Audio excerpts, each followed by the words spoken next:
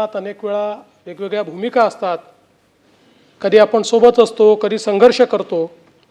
पण या पलीकडचं देखील एक नातं हे राजकारणामध्ये असतं आणि ते नातं असतं सहप्रवासाचं. त्यामुळे मला असं वाटतं की उद्धवजींसोबतचा प्रवास हा आमचा अनेक वर्षाचा राहिलेला आहे. अनेक वर्षाचे आम्ही सहप्रवासी राहिलो आणि निश्चितपणे अनेक चांगल्या गोष्टी समाजाकरता, राज्याकरता एकत्रित करण्याची संधी देखील आम्हाला प्राप्त झाली. आणि मला असं वाटतं की एकूणच खरं तर उद्धवजींचा जो काही स्वभाव आहे, त्यांचं जे व्यक्तिमत्व आहे, यामध्ये राजकारण थोडं कमी आहे. म्हणजे मुळात मला असं वाटतं की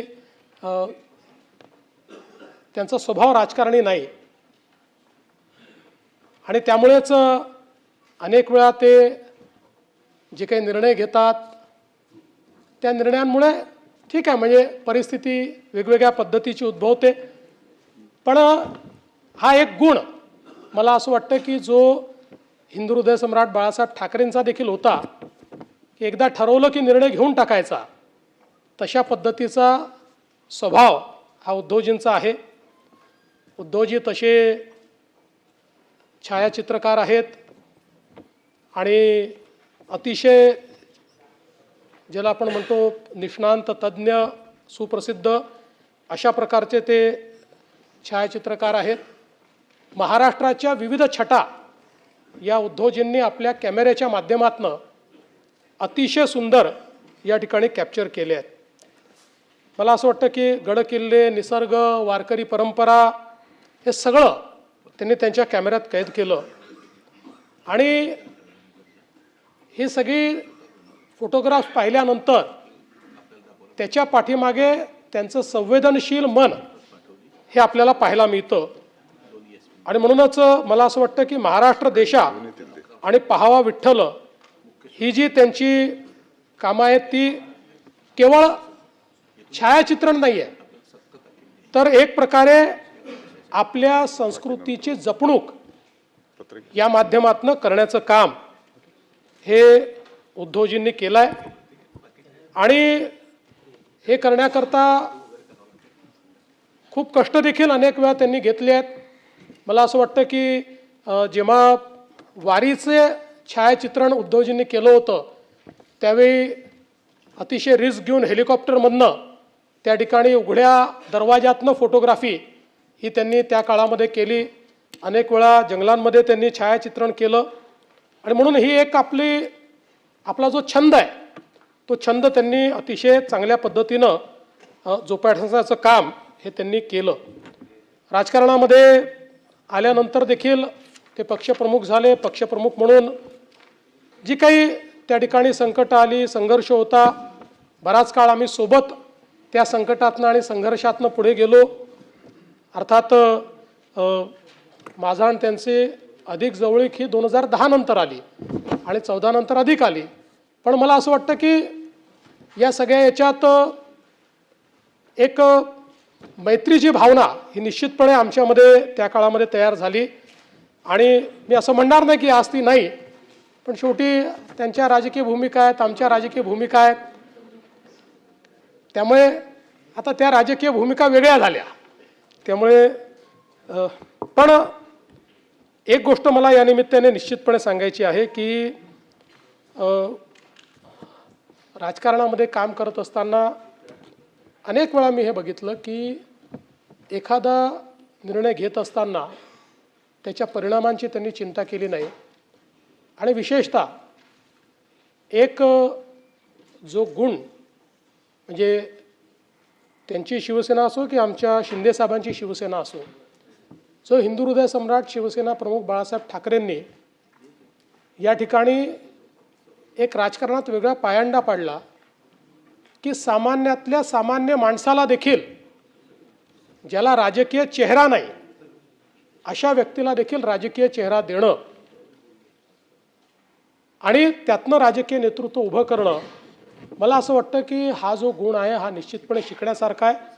बाळासाहेबांनी निश्चितपणे तो गुण आपल्या सर्वांना दिला, उद्धवजींनी जोपासला. आज शिंदेसाहेब देखील आपण जर बघितलं तर राज्यसभेच्या यावेळच्या निवडणुकीत त्यांनी ते जपण्याचंच काम या ठिकाणी केलेलं आपल्याला पाहायला मिळतं. एक गोष्ट आहे की पु ल देशपांडेंना कोट्याधीश म्हणतात, पण पुलंनंतर जर कोट्याधीश ही उपाधी कोणाला द्यायची असेल तर ते मी उद्धवजींनाच देईल. हा अर्थात नाही, ते कागदांच्या नाही, शब्दांच्याच.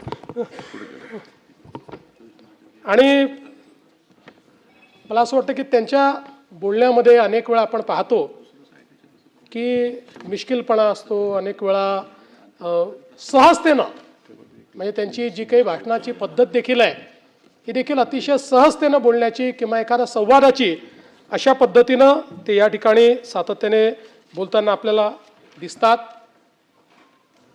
अनेक वेळा ते भिडताना दिसतात, खूप जोरदार अटॅक करताना दिसतात, जोरदार प्रतिवाद करताना दिसतात, पण त्यांचा मूळ स्वभाव तो नाही आहे.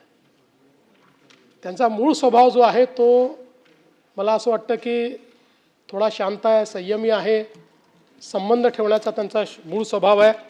पण राजकारणात आपल्याला वेगवेगळ्या प्रकारचा आवेश आणावा लागतो, त्याप्रमाणे तो आवेश देखील आणताना आपण त्यांना पाहतो.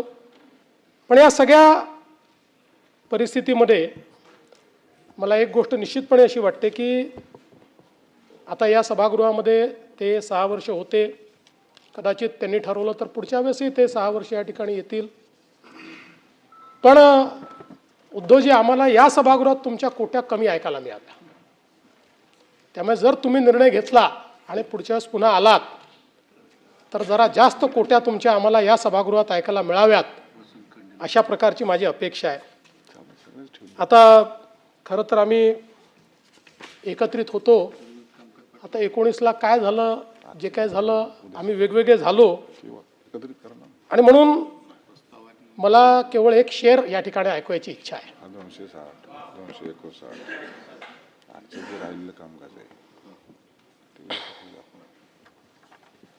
साजिश की सौगात पहनकर बैठ गए, अनचाहे हालात पकड़कर बैठ गए. साजिश की सौगात पहनकर बैठ गए, अनचाहे हालात पकड़कर बैठ गए. जिनको मेरा हाथ पकड़कर चलना था, हैरत है वो बात पकड़कर बैठ गए.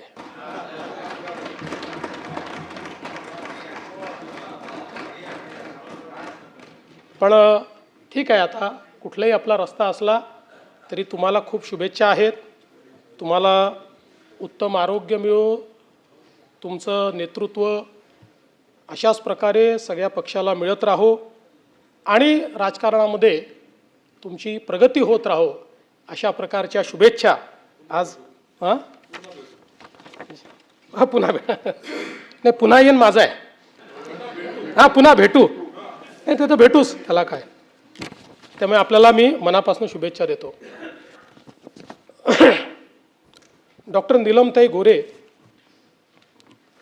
विधान परिषदेच्या उपसभापती आणि ज्येष्ठ नेत्या. खरं म्हणजे नीलमताई डॉक्टर आहेत, लेखिका आहेत, सामाजिक कार्यकर्त्या आहेत आणि महिलांच्या विषयांवर सातत्याने झटणाऱ्या त्या आहेत. एक मोठी विचारांची, साहित्यिकांची पार्श्वभूमी असलेल्या नीलमताई या सातत्याने सामान्य महिलांकरता झटत असलेल्या आपण त्या ठिकाणी बघितल्या. आणि जे काही विचारवंत आहेत त्या विचारवंतांच्या शृंखलेला बळकटी देणाऱ्यांपैकी म्हणून आपण नीलमताईंकडे त्या ठिकाणी पाहतो. खरं तर एक आमदार म्हणून काम करण्यापेक्षा एक सामाजिक कार्यकर्ता म्हणून नीलमताई सातत्याने काम करतात. आणि कुठेही एखादी घटना घडली, सामाजिक असेल किंवा महिलांच्या प्रती असेल, त्या ठिकाणी नीलमताई पोचतात, पोचून त्या ठिकाणची परिस्थिती हाताळतात. त्या संदर्भात त्या व्यक्तीचा आवाज हा शासनाकडे पोचला पाहिजे, याकरता त्या सातत्याने प्रयत्न करतात. आणि म्हणूनच मला असं वाटतं की एक वेगळी प्रतिमा, एक ज्या काही आमच्या महिला नेत्या आहेत त्या नेत्यांमध्ये एक वेगळी प्रतिमा असलेल्या नेत्या म्हणून नीलमताईंकडे आपण पाहतो. खरं म्हणजे पंढरपूरच्या पवित्र भूमीमध्ये त्यांचा जन्म झालेला आहे आणि त्यामुळे त्या मातीचा जो काही सुगंध आहे तो त्यांच्या कार्यामध्ये देखील आपल्याला पाहायला मिळतो. अभ्यास आणि संवेदनशीलता हे दोन गुण जे त्यांच्याकडे आहेत ते निश्चितपणे शिकण्यासारखे आहेत आणि कुठली गोष्ट समजून घेऊन त्या विषयावर आपलं मत मांडणं, त्या संदर्भात आकलन करणं हे सातत्याने ते करताना आपल्याला पाहायला मिळतात. त्या एक प्रभावी लेखिका देखील आहेत आणि यासोबत घरगुती हिंसाचार, बलात्कार, छळ अशा ज्या विविध गोष्टींनी महिला प्रताडित होतात अशा सगळ्या महिलांना न्याय मिळवून देण्याकरता हक्काचं घर म्हणून नीलमताईकडे पाहिलं जातं.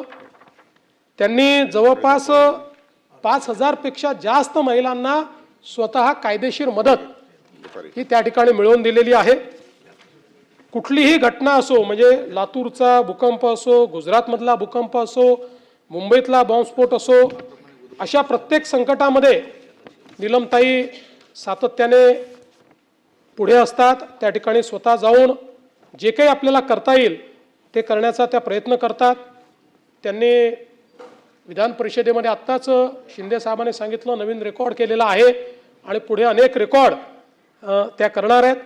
पण विधानमंडळात त्या उपसभापती असल्या तरी आपल्याला व्याख्यान देतात, इथे असल्या तरी व्याख्यान देतात आणि याच्या व्यतिरिक्त त्या एक व्याख्यात्या म्हणून 1000 पेक्षा जास्त ठिकाणी विविध विषयांवर व्याख्यान देण्याचं काम हे नीलमताईंनी केलं आहे आणि 6000हून अधिक चर्चासत्रांमध्ये सहभागी होण्याचा विक्रम हा खरं म्हणजे त्यांच्या नावाने आहे. पक्षाच्या प्रवक्त्या म्हणून असेल किंवा इतरही ज्या काही जबाबदाऱ्या त्यांच्याकडे आहेत त्या अतिशय हिरिरीने त्या पार पाडत असतात. विधान परिषदेमध्ये निरोप समारंभामध्ये मुख्यमंत्री देवेंद्र फडणवीस बोलतायत. एबीपी माझा, उघडा डोळे बघा नीट.